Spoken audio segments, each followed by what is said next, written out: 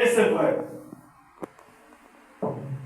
Donc dans le Christ, il a dit, les disciples ont tout quitté. Ou ont tous quitté leur famille, leur bien, leurs entreprises, afin de suivre un homme.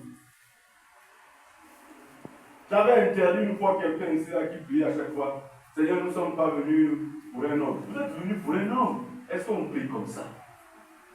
Si vous n'êtes pas venu pour un homme, vous êtes venu pour qui? Hein? Jésus lui-même a dit que vous êtes allé voir quoi là-bas? Au fleuve. C'était quoi? Une tige qui s'agitait? Non.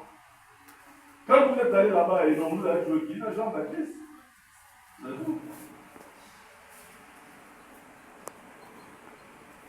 À chaque fois, Dieu choisit un homme dans une génération. À chaque fois, Dieu choisit un homme, une femme dans une génération, dans une famille, dans un lieu donné, afin que sa parole passe par lui ou par elle, afin que les hommes suivent.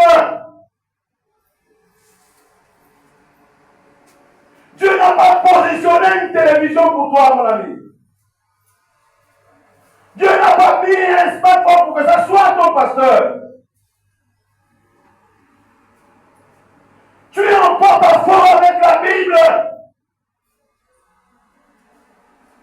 Dieu ne va pas convoquer tous les internautes. Dieu va convoquer tous les hommes en chair et en os.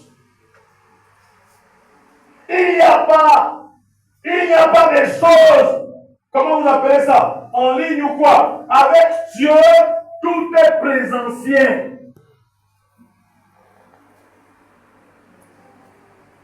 C'est parce que le présentiel a un sens que ce que vous faites peut être l'image de ce que vous faites en présentiel. Si vous n'êtes pas rassemblés à un lieu pour chercher d'abord Dieu, pour avoir une direction, pour comprendre ce que Dieu veut de vous, vous ne pouvez pas. Le reste, ce n'est qu'une distraction. Parce que vous connaissez ce que c'est. Le premier rôle des écrans, c'est de nous distraire. Si vous n'écoutez pas ça, je vais continuer à vous le dire.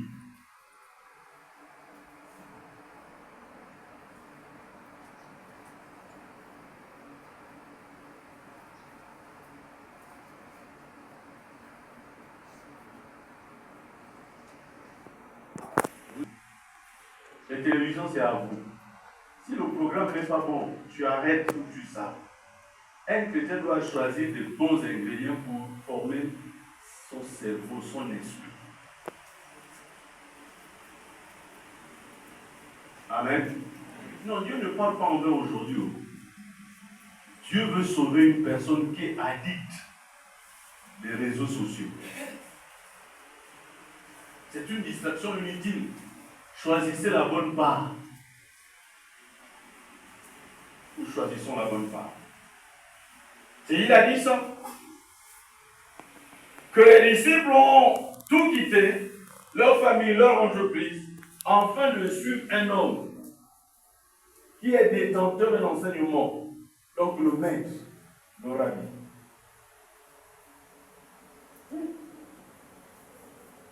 Peut-être que philosophiquement, les gens disent non, ce n'est pas le téléphone qui est mon maître, mais c'est le téléphone qui te tient. Dès que tu te réveilles du lit, c'est déjà la main cherche déjà là-haut. D'abord, aujourd'hui même, la Bible est très loin dans un placard, mais le téléphone est là quelque part. Il y a l'application de la Bible, mais vous savez, dès que tu veux chercher la Bible, les publicités arrivent, même les femmes nues et tout ça. Parce que le diable ne veut pas que vous lisiez la Bible.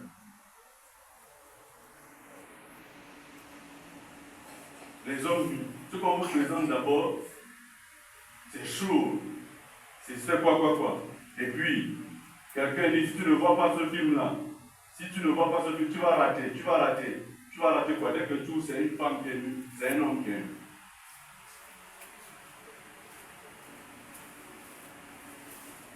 Bien aimé, il faut qu'on fasse la lecture du siècle présent.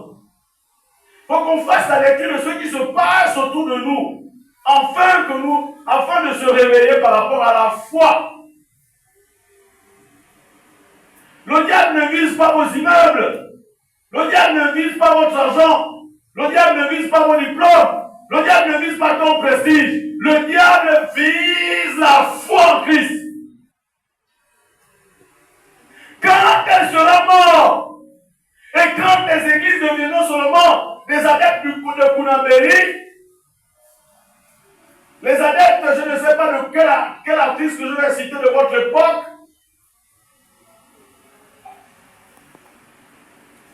là, le diable sera content. Les adeptes de l'oiseau là, de Valis, il est encore en vogue, de l'Issoso maintenant, etc., etc. Le diable ne vise pas votre prestige, hein, le diable vise votre foi. Parce que Satan sait que c'est de votre foi que vous pouvez triompher du monde. Et le monde ici, c'est la pensée philosophique, la façon de vivre du monde, la façon de réfléchir, d'agir. C'est cette manière-là. Mais si nous perdons notre foi bien-aimée, nous ne serons que l'ombre de nous-mêmes d'ici quelques années. Maintenant, lisons Marc, Luc plutôt. Je vais nous expliquer comment comprendre l'attitude de Marthe.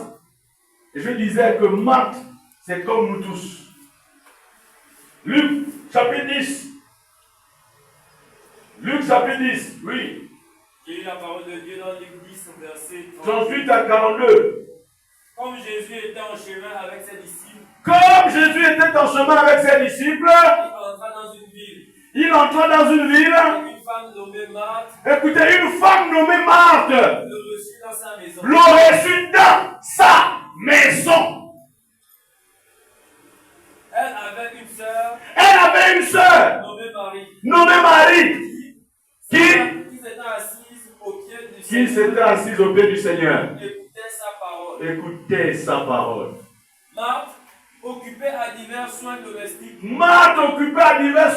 Quand elle faisait la vaisselle, elle préparait la nourriture, elle faisait tout parce que Jésus ne venait jamais seul. Survint et dit, Seigneur, oui. Cela ne te fait-il rien que ma sœur me laisse seule pour servir? Dis-lui donc de m'aider. Le Seigneur lui répondit, Marthe, Marthe, tu t'inquiètes et tu t'agites pour beaucoup de choses. Une seule chose est nécessaire. Marie a choisi la bonne part qui ne lui sera point ôtée. Amen. Amen. Amen. Amen. Bien-aimé, bien que Jésus semble reprendre ou réprimander Marthe, ici, il ne condamne pas son service.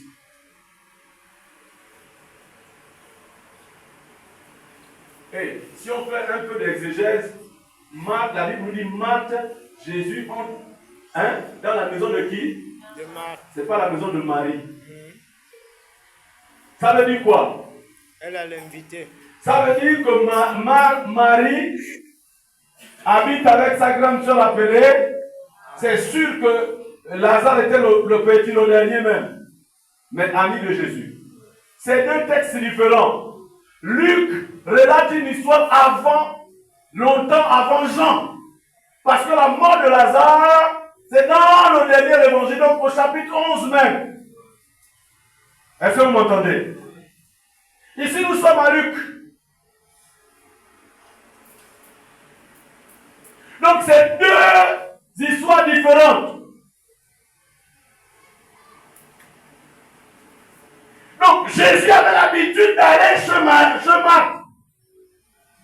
On dit pas ici, il entra dans la maison de Marie. Mais c'est dans la maison de Marthe. Et Marthe avait sa soeur, appelée Marie.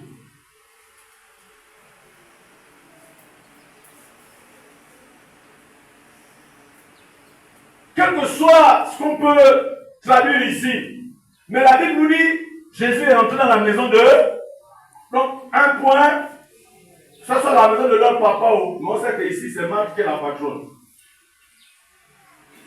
Mais il y a une paresseuse à l'intérieur. Ça s'appelle Marie, pas ma fille. Mais Marie, elle est déjà là. Vous allez comprendre bien. Oui. Je disais au départ que nous tous, nous sommes Nous tous, nous sommes des Marthe. Jésus reprend Marthe, mais il ne condamne pas Marthe. Imaginez la scène. Vous pensez que Jésus peut venir blâmer Marthe dans sa maison? Non. Il a parlé comment alors? Avec amour, non? Avec douceur même. Parce qu'il est dans la maison de Marthe. Et Marthe et Marie sont ses amis.